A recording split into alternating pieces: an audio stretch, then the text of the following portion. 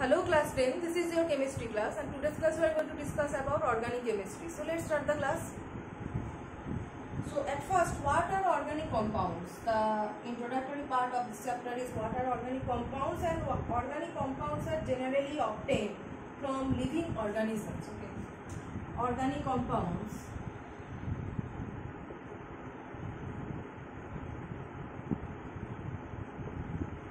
are obtained from living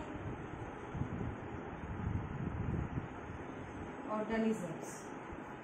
So organic compounds are generally obtained from living organisms, and what are those living organisms? Like you can say plants and animals. So plants and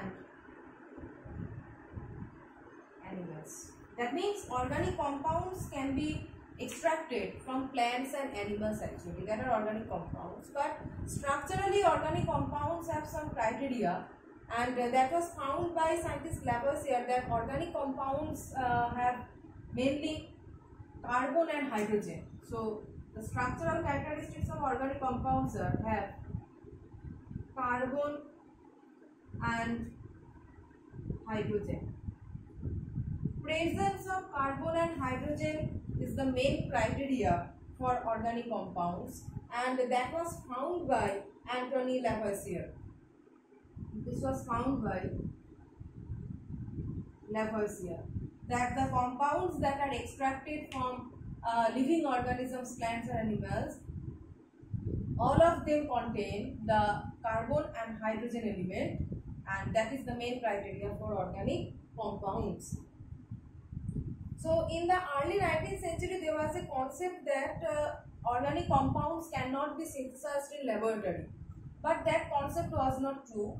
Actually, organic compounds can be synthesized in laboratory, but it was a previous thought, earlier thought, that it cannot be synthesized, and that theory was known as vital force theory, that organic compounds cannot be synthesized, but they actually can be synthesized, and that was proven by scientist Friedrich Kohler. Okay, a German chemist proved that organic compounds can be synthesized in laboratory, and he synthesized urea in laboratory. So next is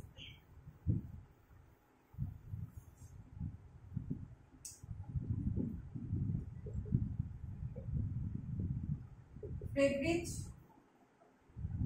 Kohler. This German scientist synthesized urea in laboratory by heating potassium cyanate and ammonium sulfate. Heating potassium cyanate and ammonium sulfate. By heating potassium cyanate and ammonium sulfate, he synthesized urea. Urea, the formula for urea is like this: CONH2 NH2.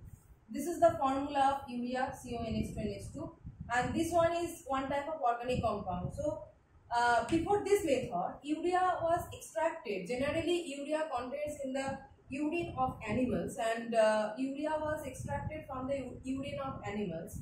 But after this experiment, it was proved that organic compounds like urea can be synthesized in laboratory. So by heating potassium cyanate and ammonium sulfate, Friedrich Kohler, the German scientist, proved that the organic compound urea can be synthesized in laboratory, though urea was initially extracted from the urines of animals.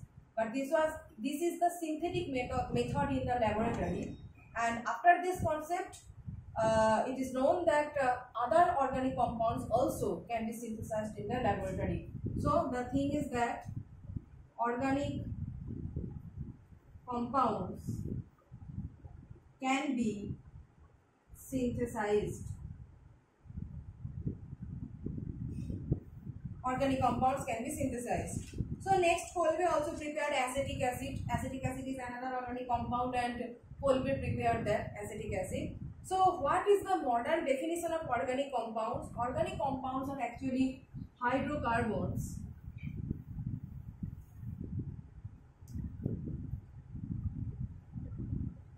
modern definition.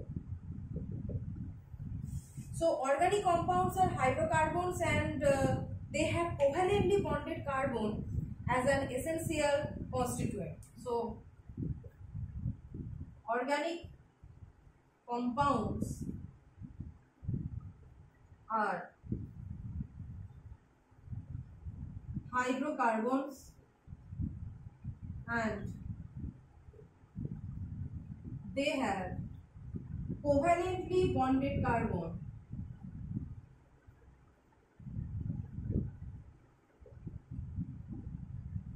as an essential